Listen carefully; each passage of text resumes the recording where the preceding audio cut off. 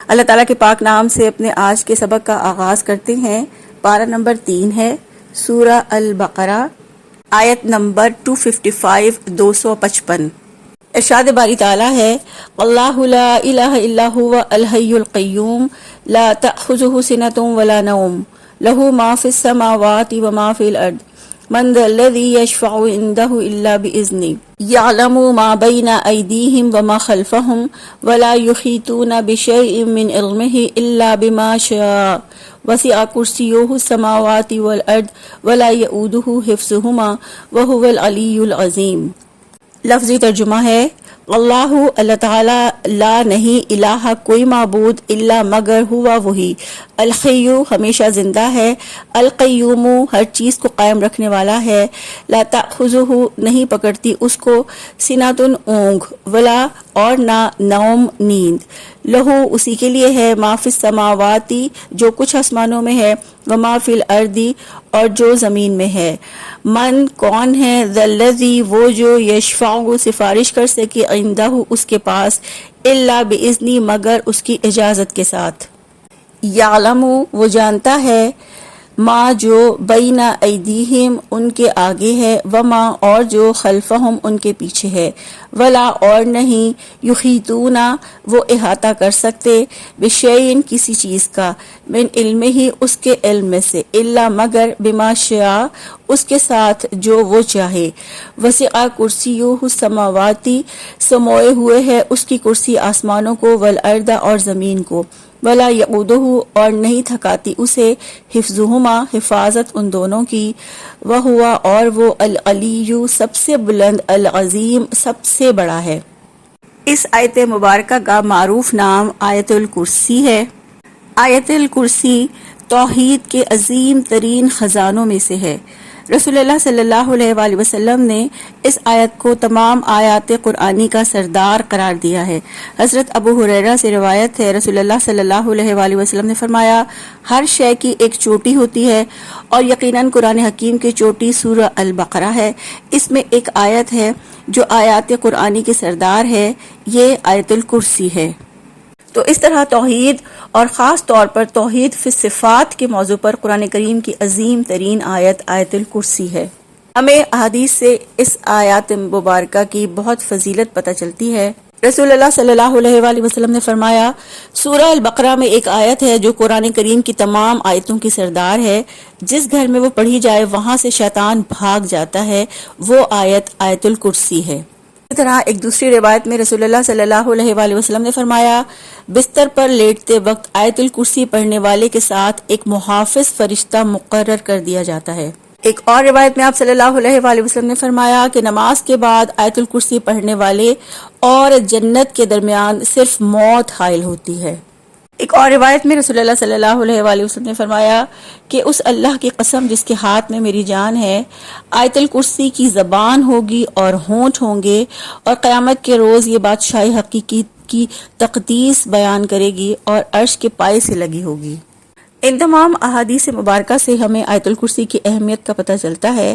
آیت الکرسی میں اسلامی زندگی کی بنیاد بننے والے عقائد اور تصورات کی وضاحت کی گئی ہے، کیونکہ جب تک بنیاد ٹھیک نہ ہو عمارت درست نہیں ہو سکتی۔ اسی طرح جب تک انسان کے ذہن میں صحیح عقیدہ نہیں جمتا، اس وقت تک اس کی زندگی کی اصلاح نہیں ہو سکتی۔ آیت الکرسی میں اللہ رب العزت کی توحید اور صفات کو نہایت خوبصورتی اور نزاکت سے بیان کیا گیا ہے۔ فرمایا، اللہ لا الہ الا ہوا، اللہ تعالیٰ وہ ہے جس کے سوا کوئی معبود نہیں، اللہ تعالیٰ معبود برحق ہے، لہٰذا ہر قسم کی عبادت اور اطاعت صرف اللہ ہی کے لیے ہونی چاہیے، کیونکہ وہ تمام صفات سے متصف اور عظیم نعمتیں دینے والا ہے۔ تو بندے کا حق یہ ہے کہ وہ اللہ کا بندہ بن کر رہے، اس کے احکامات کی تعمیل کرتا رہے اور اس کے منع کیے ہوئے کاموں سے بچتا رہے۔ اللہ تعالیٰ کے سوا ہر شے باطل ہے، لہٰذا اس کے سوا ہر ایک کی عبادت بھی باطل ہے، کیونکہ اللہ تعالیٰ کے سوا ہر چیز، ہر مخلوق ناقص اور ہر لحاظ سے محتاج ہے، لہٰذا ایسی ناقص مخلوق کسی قسم کی عبادت کا حق نہیں رکھتی۔ جابر بن عبداللہ رضی اللہ عنہ بیان کرتے ہیں کہ رسول اللہ صلی اللہ علیہ وآلہ وسلم نے فرمایا، سب سے زیادہ فضیلت والا ذکر لا الہ الا اللہ ہے۔ کیونکہ یہ کلمہ توحید ہے، اور توحید جیسی کوئی چیز نہیں، یہ کفر اور ایمان کے درمیان حد فاصل ہے، اور دل کو اللہ تعالیٰ کے ساتھ سب سے زیادہ جوڑنے والا ہے۔ اسی طرح ایک اور حدیث مبارکہ میں رسول اللہ صلی اللہ علیہ وآلہ وسلم نے فرمایا، ایمان کی 60 سے کچھ اوپر یا 70 سے کچھ اوپر شاخیں ہیں، اور ان میں سب سے بڑی فضیلت والی شاخ لا الہ الا اللہ ہے۔ تو لا الہ الا اللہ میں نفی بھی ہے اور اثبات بھی ہے۔ نفی اس بات کی کہ اللہ کے سوا کوئی بھی عبادت کا مستحق نہیں، اور اثبات اس بات کا کہ ہر قسم کی الوہیت اور عبودیت کے حقدار صرف اللہ سبحانہ و تعالی ہیں۔ پھر فرمایا الحی القیوم، الحی ہمیشہ زندہ ہے۔ الحی سے مراد وہ ہستی ہے جسے کامل حیات حاصل ہو۔ تو الحی سے مراد وہ ذات ہے جس کے لیے دائمی زندگی اور دائمی بقا ہے، اس کے لیے نہ تو کوئی حد ہے اول اور نہ ہی کوئی حد ہے آخر، کیونکہ اللہ کے سوا کوئی بھی چیز ہمیشہ کے لیے نہیں ہے۔ ہر شے، ہر انسان، ہر جاندار، ہر بے جان اپنی مدت کے ختم ہونے سے ختم ہو جاتا ہے اور اپنے وقت کے پورا ہونے سے ناپید ہو جاتا ہے۔ القیوم سے مراد ہر چیز کو قائم رکھنے والا ہے۔ القیوم سے مراد وہ ذات ہے جو خود قائم ہو اور دوسروں کا قیام اس سے ہو۔ القیوم سے مراد ہے کہ ہر چیز کا وجود، اس کی بقا اور اس کی تدبیر اللہ رب العزت کے ہاتھ میں ہے۔ اللہ تعالیٰ ساری مخلوقات کی تخلیق، رزق، دیکھ بھال اور حفاظت کرنے والے ہیں۔ اللہ رب العزت بذات خود قائم ہے اور اللہ کا قیام کسی دوسری چیز پر منحصر نہیں۔ ہمیشگی اللہ رب العزت کو حاصل ہے اور وہی ہر چیز پر قائم، موجود، لازوال اور غیر متغیر ہے۔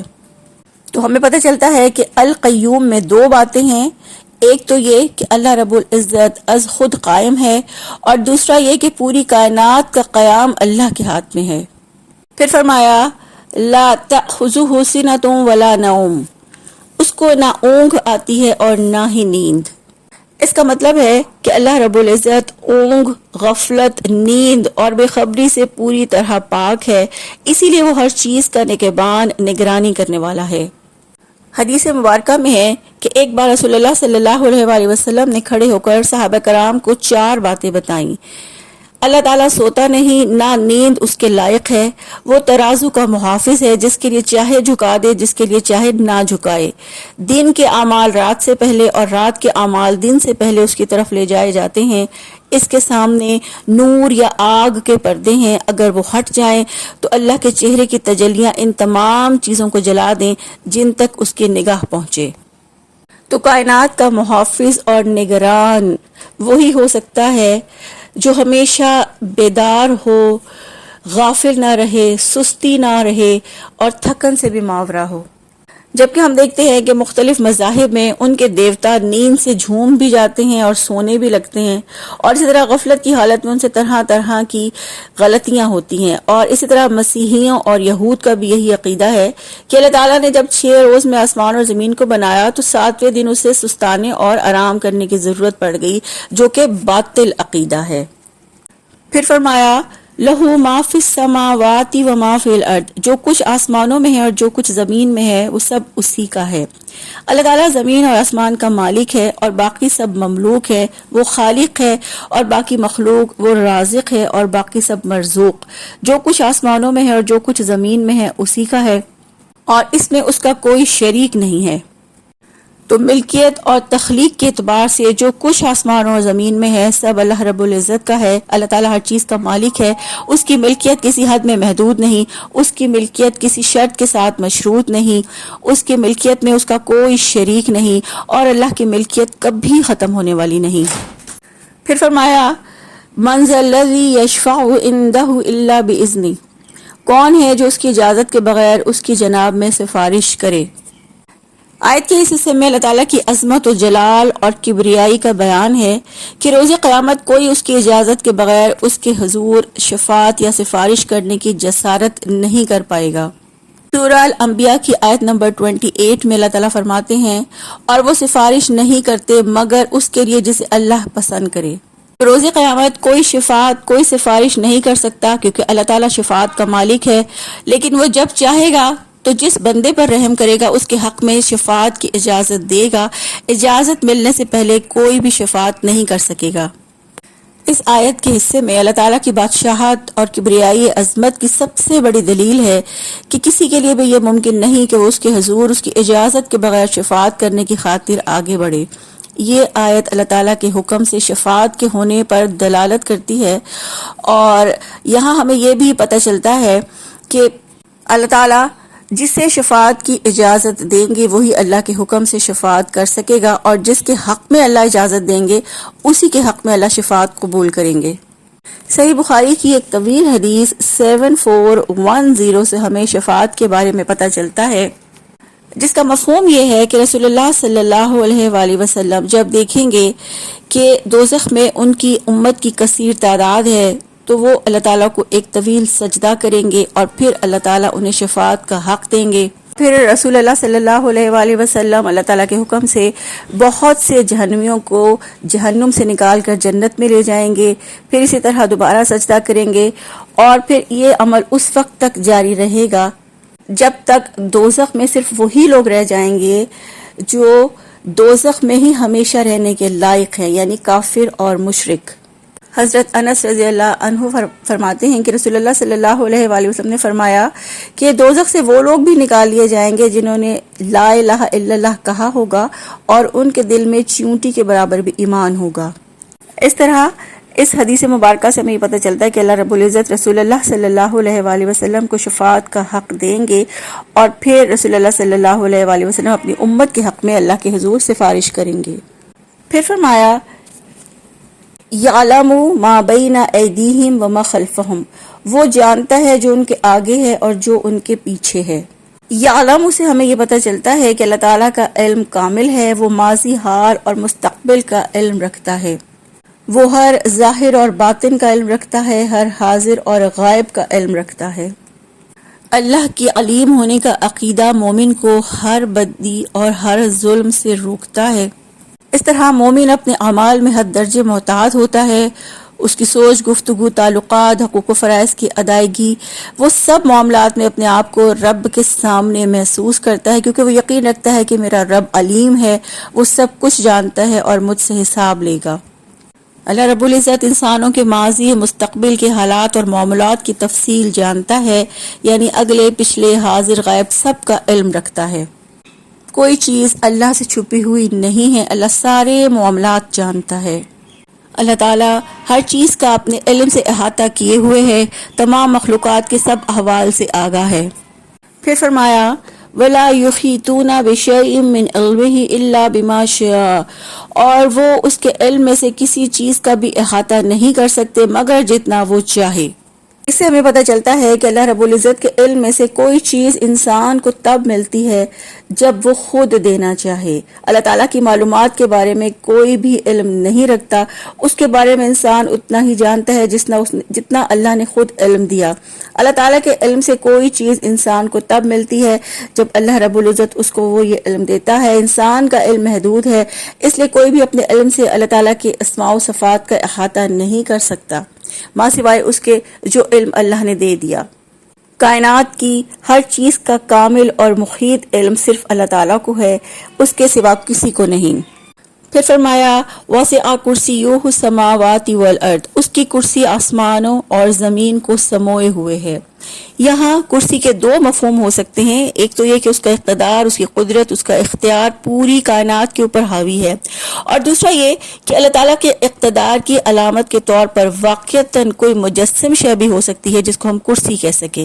تو اللہ تعالیٰ کے عرش اور کرسی کے بارے میں یہ دونوں باتیں ذہن میں رکھیں کہ یہ بھی ہو سکتا ہے کہ ان کی کوئی مجسم حقیقت ہو جو ہمارے ذہن اور تخیل سے بہت ماورا ہو، اور یہ بھی ہو سکتا ہے کہ یہ استعارتاً مراد ہو، یعنی اس کے مراد اختیار، اقتدار ہو جو آسمان اور زمین پر چھایا ہوا ہے۔ رسول کریم صلی اللہ علیہ وآلہ وسلم سے جب الکرسی کے بارے میں پوچھا گیا تو آپ صلی اللہ علیہ وآلہ وسلم نے فرمایا اس ذات کی قسم جس کے ہاتھ میں میری جان ہے، ساتوں آسمان اور ساتوں زمینیں الکرسی کے مقابلے میں ایسے ہی ہیں جیسے کہ چٹیل زمین پر پھینکا ہوا چھلا ہو، اور بلا شبہ عرش کی الکرسی پر برتری چٹیل زمین کی اس چھلے پر فوقیت کی مانند ہے۔ پھر فرمایا ولا یعودہ حفظہما، اور ان دونوں کی حفاظت اسے نہیں تھکاتی۔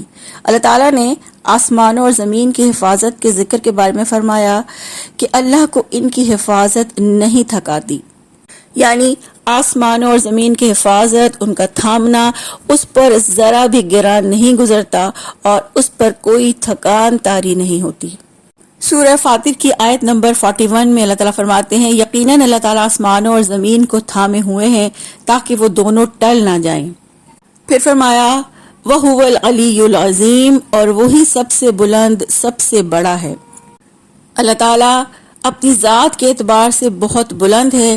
اللہ تعالیٰ اس لیے بھی العلی ہے کہ وہ عرش عظیم پر مستوی ہے۔ اللہ تعالیٰ اس لیے بھی بلند ہے کہ وہ تمام مخلوقات اس کے زیر نگی ہیں۔ اللہ تعالیٰ اس لیے بھی بلند شان والا ہے کہ اس کی صفات کامل ہیں۔ اللہ تعالیٰ اپنی بادشاہت اور اقتدار کے ساتھ بہت بلند و بالا ہے۔ اللہ تعالیٰ العلی ہے اپنی حکمت، کبریائی اور عظمت کے ساتھ۔ العلی وہ ذات ہے کہ جس کے اوپر کوئی چیز نہیں۔ العظیم وہ سب سے بڑا ہے۔ اللہ تعالیٰ عظمت والا، سب سے عالی شان ہے۔ کوئی چیز، کوئی شے بھی اللہ سے زیادہ عظمت والی نہیں ہے۔ اس کی عظمت کے سامنے ہر شے چھوٹی اور معمولی ہے۔ اللہ تعالیٰ العظیم ہے، عرش عظیم پر مستوی ہے، جس کی عظمت کے سامنے بڑے سے بڑے جبار، متکبر، زبردست بادشاہوں کی کوئی حیثیت نہیں۔ اس آیت الکرسی میں توحید الوہیت بھی ہے، توحید ربوبیت بھی، اور توحید اسماء و صفات بھی۔ اس میں اللہ تعالیٰ کی لازوال بادشاہت کا محیط ہونا بھی ہے، اور اس کے کامل علم کا ذکر بھی، اللہ کی سلطنت کی وسعت کا ذکر بھی ہے، اس کے جلال، اس کی عظمت اور اس کی کبریائی کا بیان بھی ہے۔ یہ ایک اکیلی آیت ہی اللہ تعالیٰ کے تمام اسماء و صفات اور تمام اسماء الحسنہ کے جامع معنی رکھتی ہے۔ اللہ سبحانہ و تعالیٰ سے دعا ہے اللہ تعالیٰ ہمیں آیت الکرسی کا سچا اور صحیح فہم عطا فرمائے۔ اللہ تعالیٰ کے اسماء و صفات کو بہترین طریقے سے سیکھنے، اس کو سمجھنے کی توفیق عطا فرمائے۔ آمین۔ سبحانک اللہم و بحمدک نشہد ان لا الہ الا انت نستغفرک و نتوب الیک۔ السلام علیکم و رحمۃ اللہ وبرکاتہ۔